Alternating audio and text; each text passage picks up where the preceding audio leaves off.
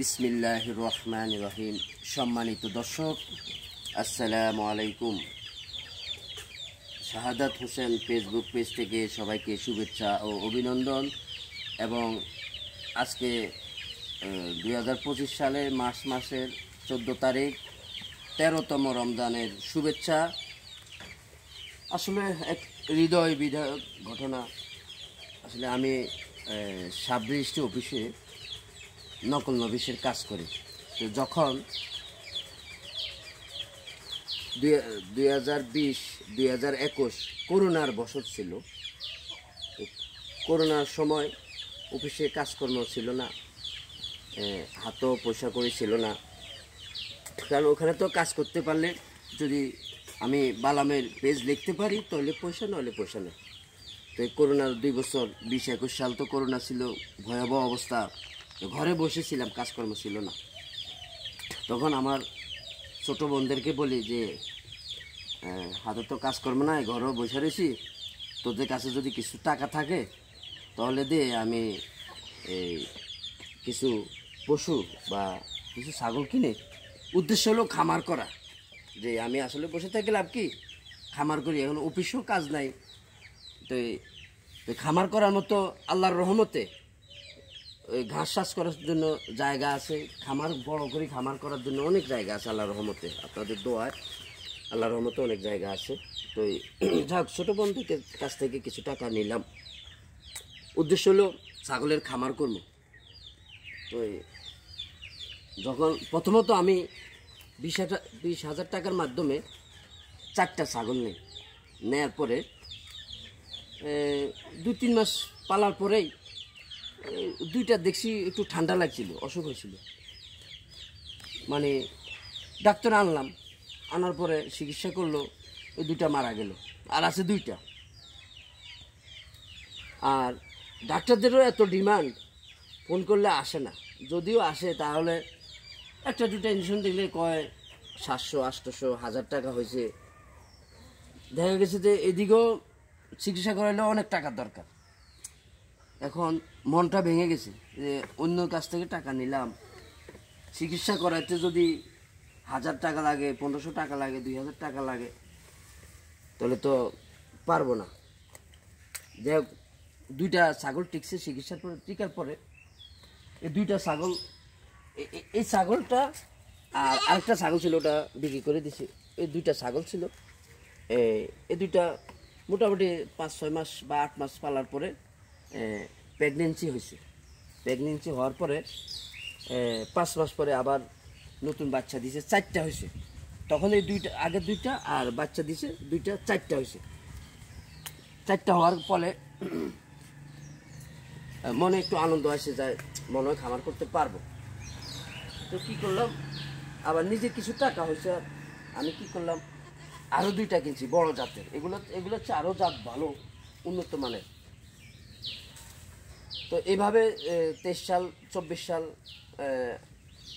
আসা গেল। কিনছিলাম 22 সালে আর কি, আসা গেল। আসা যাওয়ার পরে 24 সালে 5 আগস্ট গণ অভ্যুত্থানের পর যখন বন্যা হয়েছিল, তখন আমি যে এখানে দাঁড়ায় আছি, এখানে এতটুকু পানি, এই ঘরের অনেক ঢাবি গেছে পানিতে। তো তখন ওই যে 4টা ছাগল আর আমি 2টা কিনছি, মোট 6টা ছাগল। আশা ছিল যাক মনে হয় খামার করতে পারবো। তো বন্যার পরে কোনো ঘাস নাই, শুধু এই গাছ থেকে পাতা পোতা কাটতে আনি খাওয়ায়। খাওয়ানোর কারণে পাতাগুলো যখন খাওয়াইছি, 7-8 দিন খাওয়ানোর পর ছাগলের একটু পেট ফুলা দেখা যায়। তো আমি পাতা পুতা দিয়ে আমি অফিসে চলে গেছি। চলে যাওয়ার পরে দুপুর নাগাদ আরও পেট ফুলে বড় হয়ে গেছে।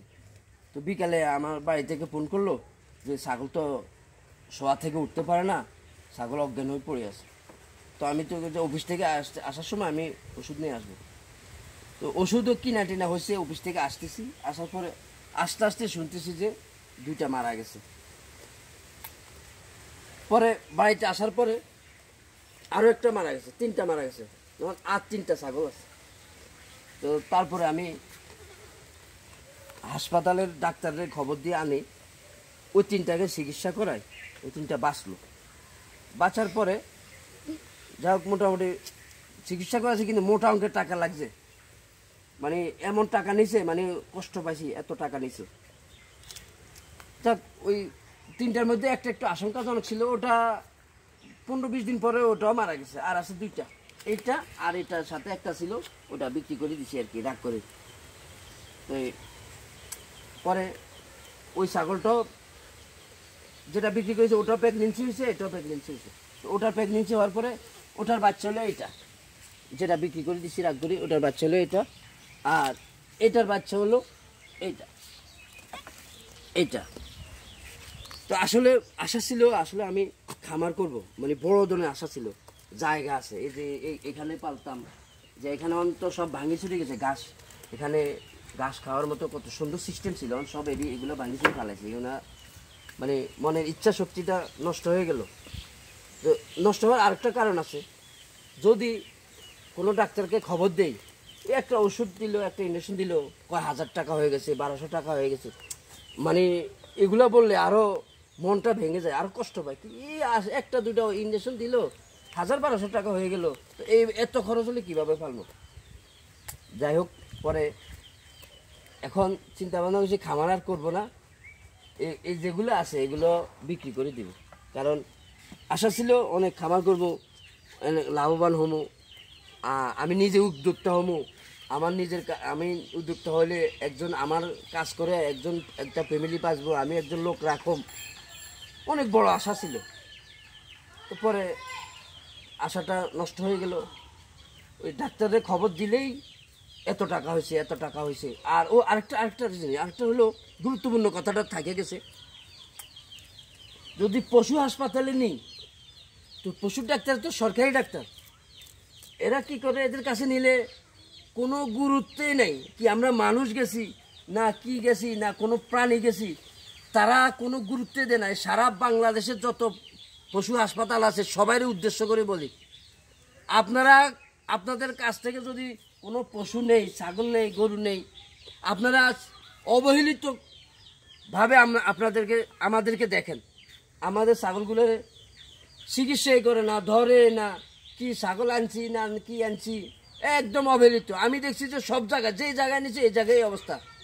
আসলে এরা যে এই দুর্ব্যবহার করে গরিব মানুষের সাথে, আমি না খামার বাদ দিয়ে দিলাম, আমি বাদ দিয়ে দিব, আমি বিক্রি করে ফেলবো। এই যে যারা গরিব মানুষ আছে, যারা এই যে ছাগল পালন করে জীবিকা নির্বাহ করে, এই তাদের সাথে যে এই পশু হাসপাতালের ডাক্তাররা, পশু হাসপাতালে যারা চাকরি করে, তারা যে এই যে খারাপ ব্যবহার করে, আমি নিজে চোখে দেখছি, আমি প্রমাণ।